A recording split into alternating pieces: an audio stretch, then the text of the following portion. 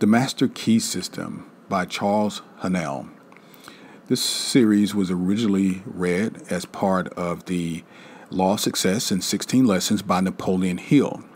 This will be the first of two books that we are going to cover, particularly for one reason: self-realization. As we all begin our journeys on the path, and the path being enlightenment, there are actions, there are literatures, there are people that may come into our lives that will trigger a particular response and put you, what I'm referring to as, on the path. And for me, there were two books that put me on the path to understanding, enlightenment, consciousness, higher levels of understanding. The one book, of course, is The Master Key System, which I'm going to talk to you about today. But the second is by author James Allen. The name of the book, As a Man Thinketh. Purpose of these dialogues is simple. It is the thought of self-actualization, the idea of higher consciousness, and living your life as your true higher self. So welcome aboard. Everything and institution we see around us, created by human agency, has first to exist as a thought in the human mind. Thought, therefore, is constructive. Human thought is the spiritual power of the cosmos operating through its creature, man. The Master Key instructs the reader how to use this power and use it in both constructively and creatively. The things and conditions we desire to become realities, we must first create in thought. The Master Key explains and guides the process. For me, first reading this book and having been a long-time student, or I don't even want to say student, having been a long-time participant in religion, but also a student of science, I always found that there were significant contrasts between the two and wondered why they didn't agree. And this was the first time I ever read a book that actually brought the two together in a way that I could understand it, and that understanding was applicable. I could apply it within my life, and then I could measure the results. As you're aware, if you have been participating in religion, there's so much mysticism, so much that is unexplained, and it leaves the believer or the participant somewhat in an anticlimactic state, if you will, when we don't know the actions that we're taking, if they're being productive or not, what causes what. This particular book really led me to a better understanding, and my hope is by going through these lessons that it will bring the same type of light to you. Now, the student who learns that power comes from within, that he is weak only because he has depended on help from outside, and who hesitantly throws himself on his own thought, instantly rights himself, stands erect, assumes a dominant attitude, and works miracles. That particular thought in and of itself is empowering, was empowering for me each time that I read it. Mental power is a creative power. It gives you the ability to create for yourself. It does not mean the ability to take something away from someone else. Nature never does things that way. Nature makes two blades of grass from whence one previously grew, and mind power enables men to do the same thing. You'll find in Charles Haanel's literature that there are very intuitive thoughts when the light has shined upon them, really brings insight and constructive learning to the reader, to the listener. Now, the attitude of mind necessarily depends upon what we think. Therefore, the secret of all power, all achievement, and all possession depends upon our method of thinking. This is true because we must be before we can do, and we can do only to the extent which we are. And what we are depends upon what we think. When I was a boy, I did not have the understanding of the power of thought. Within the religious organizations that I participated, there was more emphasis on action, what to do, as opposed to who you are. And in reading this book, I began to understand the opposite. The important thing is to not so much tell people what to do, but to shine the light on who they are. And once a person understands who they are, what to do becomes very intuitive. And in this case, the understanding and the power of thought is massive. It is probably one of the single most powerful understandings that one can grasp on their way to enlightenment, because what we think matters, what we say matters more, because everything that is started with a thought. The thought itself is what births our environment, our reality. And to come to that understanding, it frees you of all of the other existential and somewhat elusiveness of religion, in that things are just happening and we're reacting, which leads to a very stressful lifestyle, of course. But in this case, having the understanding of I have the power over my own thoughts, and then those thoughts in effect will at some point manifest into reality. If I want to change my reality, I simply need only change my thoughts. Now, it's not as simple as that, of course. If you've never been taught this, if you don't know this as your reality, and you have been reactive and responsive to your mind for 20, 30, 40, 50 years, there is some work to do. The first time that you sit to meditate, it would be like wrestling a bear, because your mind has controlled you for so many years, and you are making an attempt to now control your mind. The first thing you must understand is, number one, you are not your mind. You have a mind. You are not your body. You have a body. So let's get back into it. We cannot express powers that we do not possess. The only way by which we may secure possession of power is to become conscious of power. We can never become conscious of power until we learn that all power is from within. There is a world within, a world thought and feeling and power of light and life and beauty, and although invisible, its forces are mighty. The world within is governed by mind. When we discover this world, we shall find the solution for every problem, the cause for every effect, and since the world within is subject to our control, all laws of power and possession are within our control. Harmony in the world within means the ability to control our thoughts and to determine for ourselves how any experience is to affect us. We get to choose. We get to determine. So many times throughout my life, I reacted to external stimuli. Well, in this work, we're going to understand and change our perspective on how we think about what is.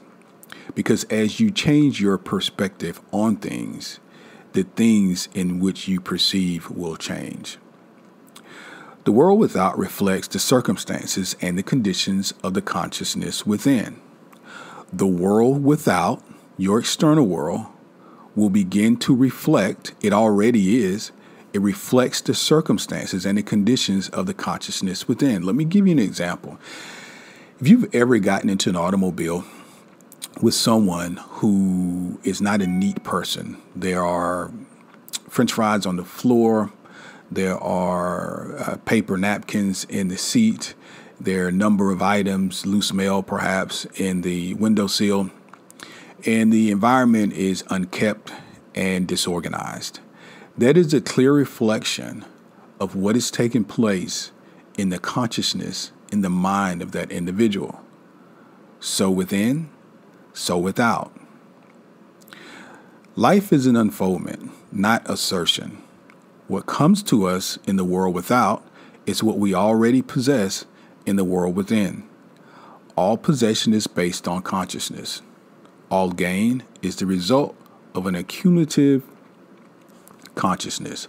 All loss is the result of a scattering consciousness. We are related to the world without by the objective mind. The brain is the organ of this mind. And the cerebrospinal system of nerves puts us in conscious communication with every part of the body.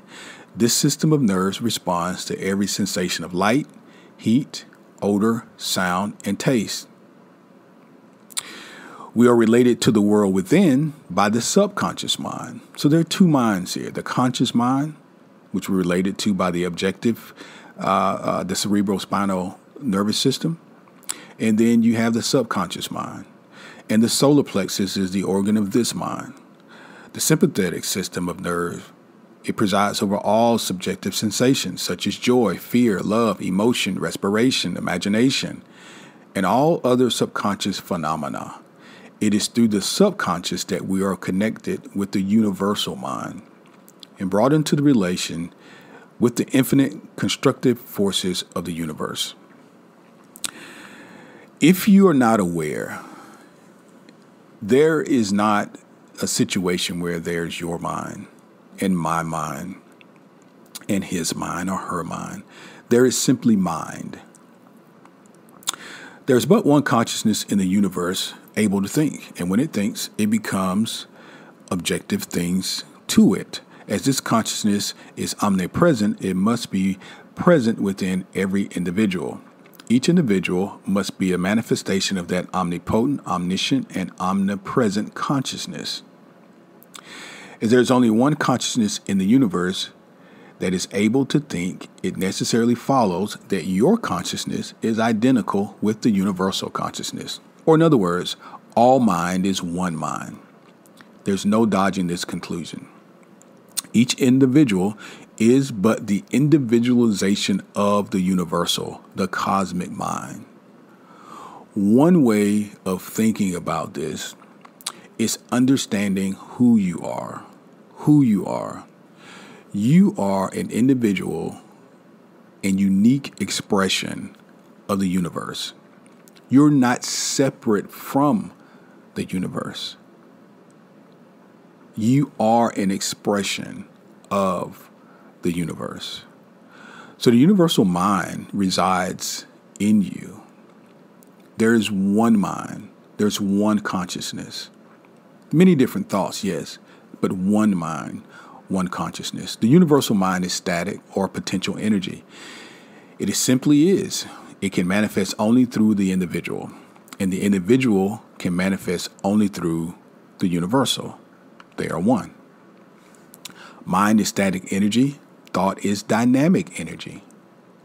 The two phases of the same thing. Thought is therefore a vibratory force. It is a vibratory force formed by converting static mind into dynamic mind. In other words, when you are not thinking, which is very seldom for many people, particularly now, but the mind is static. It is simply there. Thoughts are dynamic. They come and they go. Thought is therefore vibratory. It is the vibratory force formed by converting static mind into dynamic mind. Every thought, therefore, is a cause, and every condition is an effect. For this reason, it is absolutely essential that you control your thoughts so as to bring forth only desirable conditions. All power is from within. It's absolutely under your control. It comes through exact knowledge and by voluntarily exercising these principles. The world within is the cause. The world without, the effect. To change the effect, you must first change the cause. Again, your thoughts of today become your children of tomorrow. If you are someone who has studied the Bible, there are many references to the power of faith and the power of your belief.